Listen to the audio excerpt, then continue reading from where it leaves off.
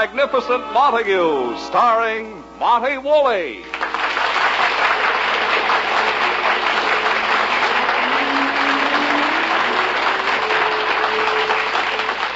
Yes, it's the Magnificent Montague, the Saturday night transcribed feature on NBC's All-Star Festival of Comedy, Music, Mystery, and Drama. Brought to you by RCA Victor, world leader in radio, first in recorded music, and first in television. By Chesterfield, always milder, better tasting, cooler smoking, plus no unpleasant aftertaste. And by Anacin, for fast relief from pain of headaches, neuritis, and neuralgia. Before we hear from the Magnificent Montague, let's hear from RCA Victor. Rain or shine, every day, all year round, you'll find television is a lot of fun. That's the best reason to buy television. And the best television console you can buy is the RCA Victor Regency, because it's perfect for performance and value, quality and economy. The RCA Victor Regency brings you clear, bright television reception on a big 17-inch screen. The Regency brings you all the assurance that comes with RCA Victor million-proof television, proven in well over 2 million homes. And you'll never see a console cabinet to rival the Regency for beauty.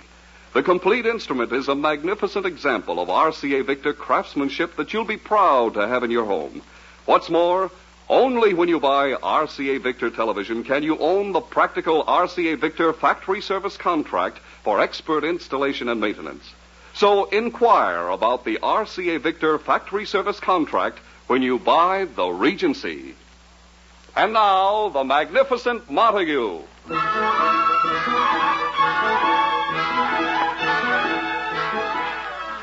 Life remains a tragedy for the Magnificent Montague. This former monarch of the Shakespearean stage, though 5 times a week he is Uncle Goodhart, hero of an afternoon program, still dreams of the return to the stage of who, in his estimation, is the world's greatest living actor, Edwin Montague.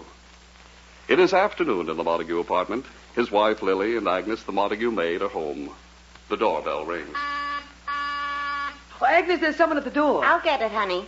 I think it's that cute new mailman. Coming, dear. Hello there. It's Western Union. What is it? Are you Sam Harrison? I'm going to kill that barber for talking me into this haircut. He said I look like Mary Martin. I came out looking like Martin Kane. The Harrisons across the hall are not home. We'll take the telegram and give it to them. Okay with me, lady. Sign here. There.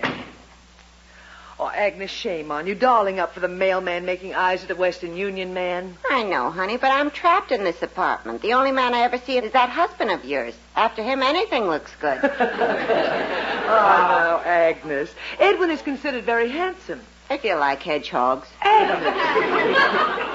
Well, if there's one thing I won't tolerate, even from you, it's jokes about Edwin's beard. Okay. Wouldn't say things like that to his face. His face, who can find it? Stop that. Oh, wait. I think I hear Sam and Martha Harrison coming home. We have a telegram for them. I'll call them. Sam! Martha! Oh, hello there, Agnes. Come in, Sam. Hello, Martha. Oh, how do you do, Mrs. Montague? We called you in because we have a telegram for you. It was delivered to us. A telegram? Here it is. By Jove, I hate to get telegrams. Frightens me to death. Here, Martha, will you open it and read it? Yes. Well, Martha? Yes? Is it from your sister, Emily? Yes. She's having another baby? Yes. Oh, no. Yes. And she wants us to come to St. Louis right away? Yes. I must say, Martha, my love, you read that telegram beautifully. Sam, does that mean you and Martha are off to St. Louis? Immediately. That Emily doesn't get around. When you get her telegram, that means SOS. It's later than you think. Well, Martha? Well, what is it, Sam? What are we going to do with our daughter, Gwendolyn, this year? Well, don't you take Gwendolyn along on the trip? Not since she outgrew the half-fare ticket. Oh. Well, how long are you going to be gone? Only a week. Well, then why don't you leave Gwendolyn with us? Well, that's terribly kind of you, Mrs. Montague. If it's all right with you, we'll bring Gwendolyn in just before we go. You coming, Martha? Yes. Agnes, get ready for a guest. What's up, honey? The Harrisons are going to St. Louis, and I've asked them to leave their daughter Gwendolyn with us for a week. Honey, are you nuts? Now, Agnes. Have you slipped your trolley? Listen. You snapped your cat? You're bringing a child to live for a week in the same house with Montague? You'll see, Agnes. Edwin and Gwendolyn will become real pals. Like Rita and Allie. Honey, for a week with that monster. Give the kid a fighting chance. Oh, stop exaggerating. Think of it, Agnes. A little child living with us. She'll bring her youth into our apartment. And she'll leave it there.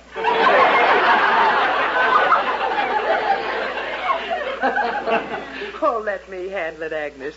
It won't come as a shock to him. I'll explain gradually that... Oh, that must be Gwendolyn. I'll let her in. I'll start getting her room ready. The little darling. Coming, sweetie. Come right in, Sugar Plum. Oops. Why, Agnes, I didn't know you cared. Oh, it's you. I don't. Sugar Plum. Agnes, it's Bunnykins arrived. Oh, it's you, Edwin. Who are you expecting? Jackie Coogan? Now, Edwin. What's going on here? Agnes calls me Sugar Plum. Now you come in with Bunnykins. Have you any other names for me? Yeah, but let's keep it clean, huh?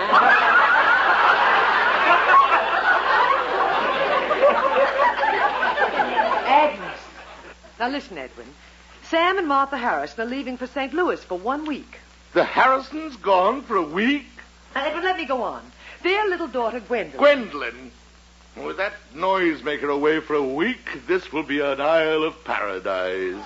Well, Edwin, Gwendolyn is a very quiet child. You never hear a word out of her. Well, who could hear anything out of her over the roar of her eternal roller skates? Edwin, you have to change your attitude toward children. They have a right to live. Why? Lily, children are a menace to civilization. Look what they're responsible for. Measles, chicken pox, mumps, and Milton Berle.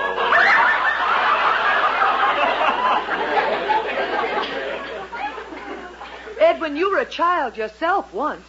That's a dirty thing to say about anybody. Oh, Lily, they're dreadful little creatures. I don't want to hear any more about children.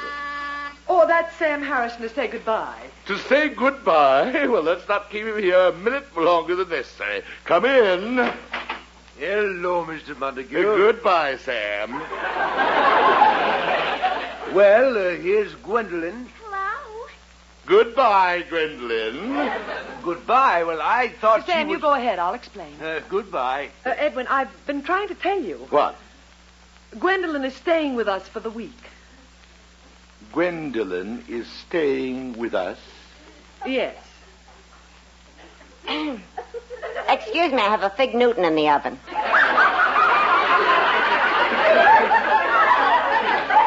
Agnes, stay here. Now, Edwin. Lily, how can you do this to me? Now, Edwin, you be quiet. Gwendolyn is staying with us, and we're going to make her happy. Hello, Uncle Eddie. Uncle Eddie. All right, Gwendolyn. Don't just stand there in the hall. Come in. Thank you, Uncle Eddie.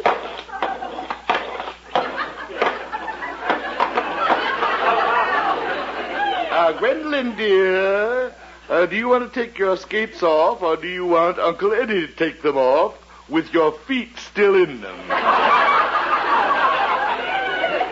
Edwin, I won't have you talk that way to this child. But, Auntie Lily, if my skates annoy Uncle Edwin, I'll gladly take them off. Oh, isn't that cute? See how sweet she is, Edwin? Sweet how you women can be taken in. Gee whiz, Auntie Lily. Just think, I'm living in the same house with Uncle Goodhart. Edwin, did you hear? She listens to your Uncle Goodhart radio program. I heard her. So she listens to that drivel. Drivel? Oh, Uncle Eddie, you have such a beautiful voice. Thank you. I bet when you acted on the stage, you were really magnificent, just like they used to call you. I left the stage before you were born. How did you know I was called Magnificent Montague? I had to look up your whole career in the library when I wrote my composition in school. Composition? It was called My Favorite Actor. All the other girls picked Van Johnson and Gregory Peck, but I picked you, Uncle Eddie. Really, my child? Yes, Uncle Eddie. Well, here, my child, let me help you take your skates off. Oh, Edwin, isn't she wonderful? Agnes, go and get dinner ready. Lily, what a difference in the house. Oh, come, Edwin. We have to fix up Gwendolyn's room. Oh, can't I help you? No, darling. You're our little princess. You must just sit and look pretty. Oh, come, Edwin. Isn't she divine? Oh, she's adorable. London Bridge is falling down, falling down, falling down. The residence of Mr. and Mrs. Edwin Montague. This is Gwendolyn, the little girl from next door. Who's calling, please? Mrs. Schwarzkopf of the Red Cross? You want Aunt Lily to be at the meeting of the Ladies' Auxiliary tonight? I'm sorry. I don't think Aunt Lily will be able to be there. She's really in no condition. You see, Uncle Edwin just beat her up.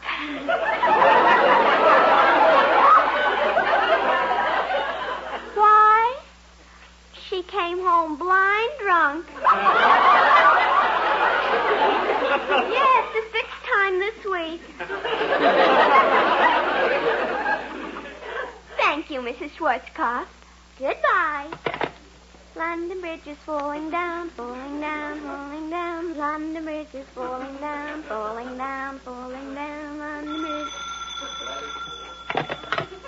Hello? Who? The Parents Teachers Association? You want Uncle Edwin to speak at a meeting? I'm sorry, I don't think he'll be able to. No, he's in jail. Smuggling diamonds into the country. He was getting away with it for years. He brought them in his beard. London Bridge is falling down, falling down.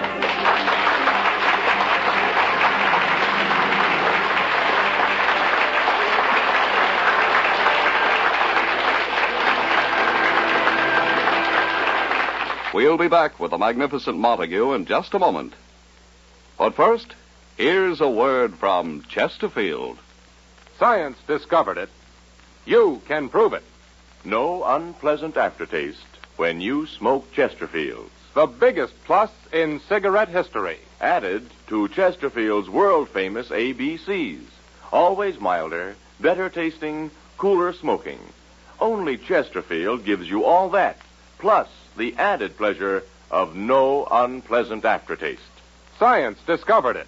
The country's first and only cigarette taste panel reported that of all brands tested, only Chesterfield leaves no unpleasant aftertaste. You can prove it. Smoke a pack of Chesterfields. You'll find Chesterfields taste better while you smoke them. And after smoking, no unpleasant aftertaste. The biggest plus in cigarette history. Buy Chesterfields today. And now, back to the magnificent Montague.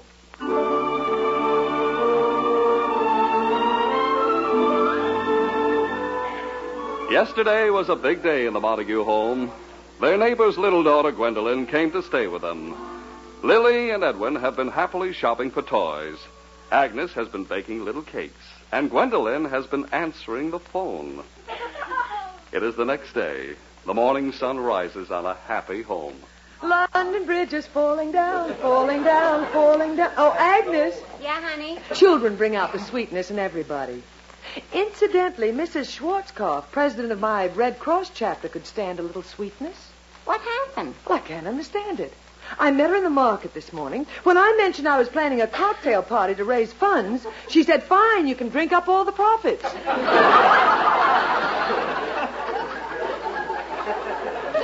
Then she handed me this pamphlet and ran. Here, look at it.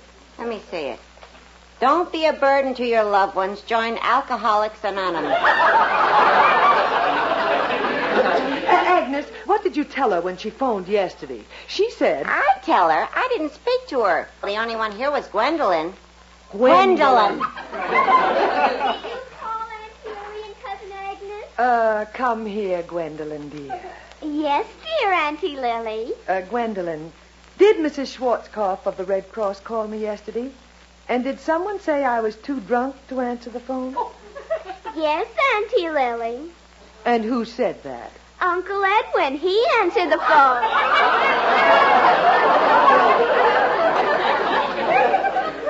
Edwin? Well, he was with me.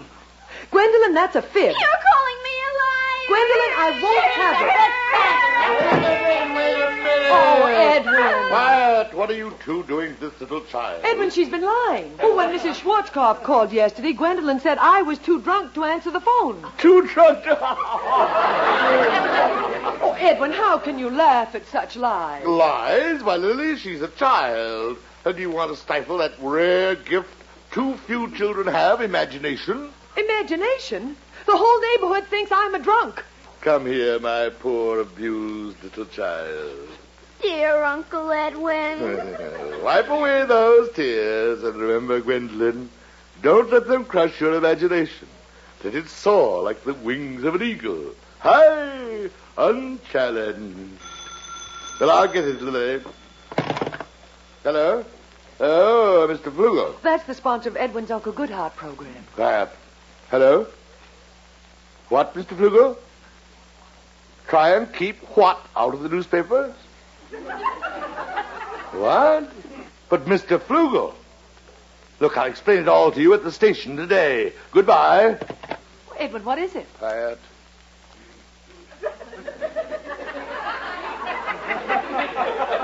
Gwendolyn, Yes, Uncle Edwin. did you answer the phone when Mr. Flugel called me yesterday? The telephone? Did you tell him I was in Reno? Reno? Reno, Nevada, getting a divorce from Lily so I could marry Dagmar?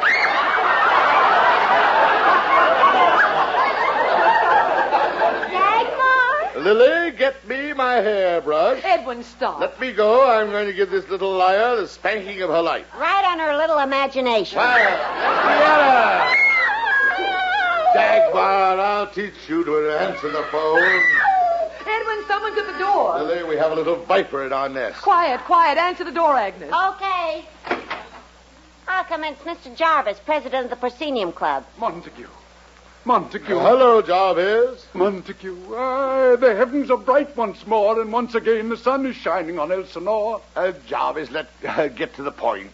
Modest Montague. It's off to England with you, bearing the bright standard of the Proscenium Club. England? To think that at last you, Montague, have been chosen. The American Shakespearean actor to participate in the annual Shakespearean Festival in England. Edwin, you finally made it. Jarvis, it's been my dream. I'm so happy for you, Uncle Edwin. Oh, thank you, Gwendolyn. Being chosen after all these years. Why, Lily, the child has brought me luck. This is our little darling, Gwendolyn Jarvis. Well, little darling, she is indeed. It was from her own sweet little lips that I heard the good news that you were going to England when I phoned here yesterday. I'll kill her. Montague. Oh, no, how could she have done this to me? But, Uncle Edwin, when I read the story in the paper that England was going to invite the leading Shakespearean actor in America to their festival, I knew it would be you. It's never me. That's because they don't know how wonderful you are. That's why I wrote a letter to King George, and I'm getting all my classmates to write letters. Montague, out of the mouth of babes. We'll all write letters. The Proscenium Club will petition the king. Your lifelong contribution to the Shakespearean stage must be rewarded. Jarvis, it's hopeless. No, it shall be done. On wings of hope I fly back to our members. The petition will be cabled at once. I fly. Edwin, do you think... Lily, it's too fantastic.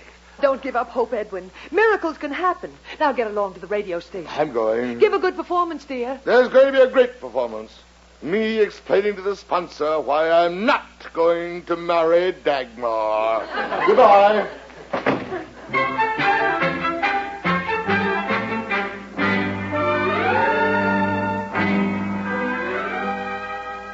Yes, Mrs. Schwarzkopf, I told a terrible lie about Aunt Lily. I just made it up about her drinking. I'm going to be a good girl from now on. Goodbye. Well, that takes care of Mrs. Schwarzkopf.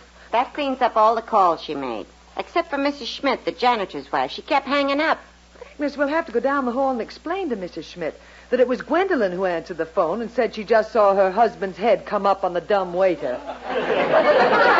Oh, Auntie Lily, I'm so sorry I said those things. All right, Gwendolyn. I'll never do it again. I think you've learned your lesson, Gwendolyn. Come, Agnes. Coming. I'll never, ever tell another lie. Cross my heart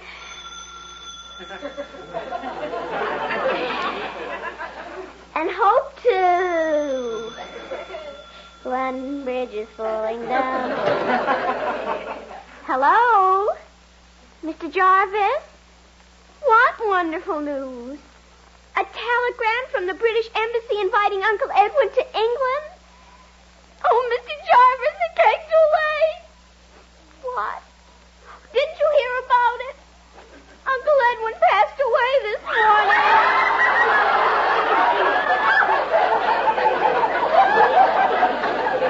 Mr. Jarvis! Mr. Jarvis! London Bridge is falling down, falling down, falling.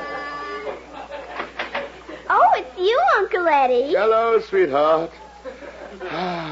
Poor Uncle Eddie. Why don't you lie down in your den? Here. Come in. I'll smooth down the couch for you. There. This is restful. Thank you, Gwendolyn. Oh, I need a little nap. I'm dead.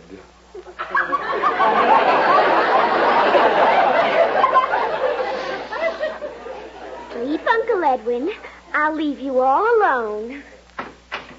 Gwendolyn, what were you doing in Edwin's den? Uncle Edwin came home very tired, and I made him take a little nap. Good.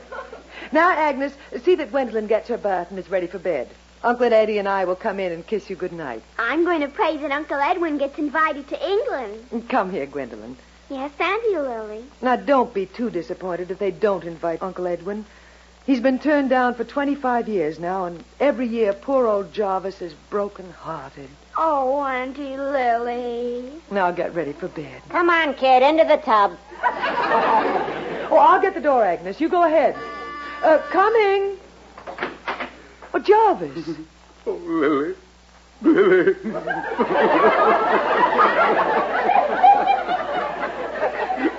Oh, now, Jarvis, don't take it so hard. I came here as soon as I heard the news.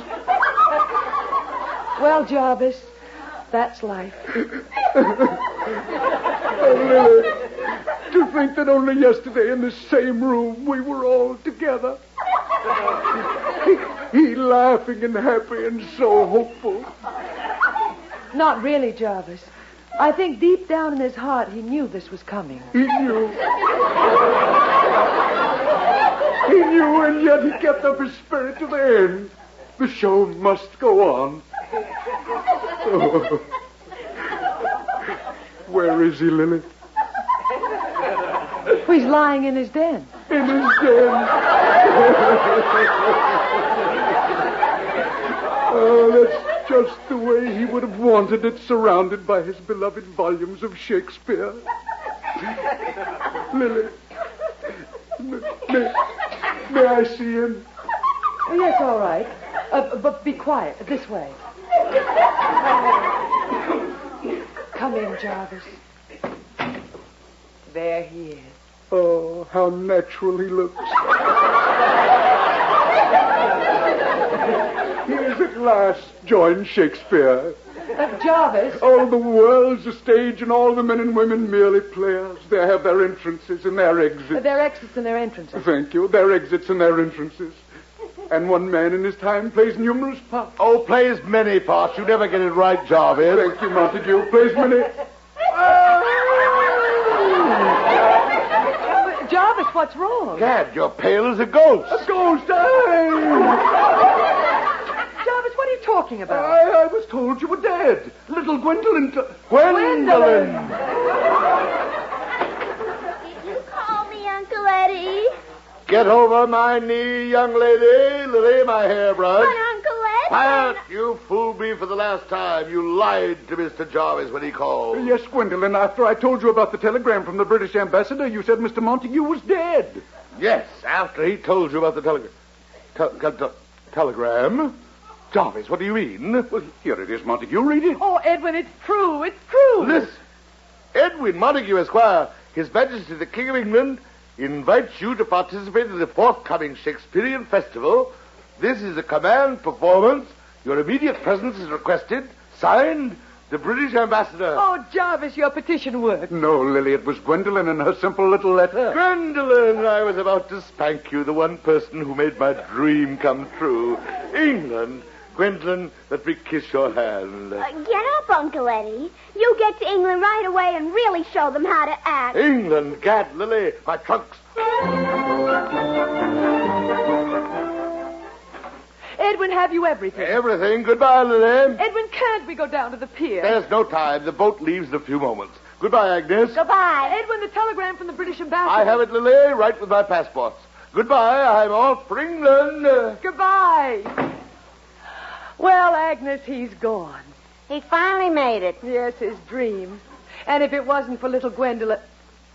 Where is she? I just put her to bed. I'm going to tuck her in. Oh, wait. I'll go with you. Okay. Here's her room. Shh. She may be asleep. Ah, look. What? She's saying her prayers. Let's listen. And bless Mommy and Daddy and Aunt Emily's new baby and Aunt Lily and Cousin Agnes. Oh. And please forgive me for sending that telegram and signing it the British ambassador.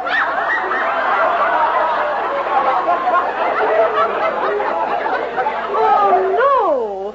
She sent the telegram. Call the Queen Mary. We can still stop him. Let him go, honey. With a meat shortage in England, a ham like him will be welcome. Agnes, call the boat.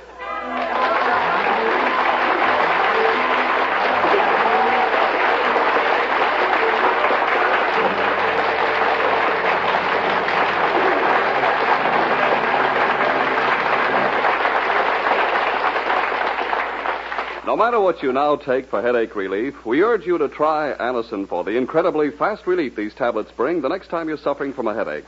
Now, the reason Anacin is so wonderfully fast-acting and effective is this. Anacin is like a doctor's prescription. That is, Anacin contains not just one, but a combination of medically proven active ingredients in easy-to-take tablet form. Thousands of people have received envelopes containing Anacin tablets from their own dentist or physician, and in this way discovered the incredibly fast relief Anacin brings from pains of headache, neuritis, and neuralgia. So the next time a headache strikes, take Anacin for this wonderfully fast relief. Anacin, A-N-A-C-I-N. Anacin at any drug counter in handy boxes of 12 and 30, economical family-size bottles of 50 and 100. Listen again next week, friends, to The Magnificent Montague starring Monty Woolley, the Saturday night transcribed feature on NBC's All-Star Festival of Comedy, Music, Mystery, and Drama, brought to you by RCA Victor, world leader in radio, first in recorded music, and first in television. By Chesterfield, always milder, better tasting, cooler smoking, plus no unpleasant aftertaste. And by Anacin, for fast relief from pain of headache, neuritis, and neuralgia. The Magnificent Montague was written by Nat Hiken and Billy Friedberg. Ann Seymour was Lily. Pert Kelton was Agnes. Also heard on tonight's program were Art Carney, Gavin Gordon, and Denise Alexander. This is Don Pardo.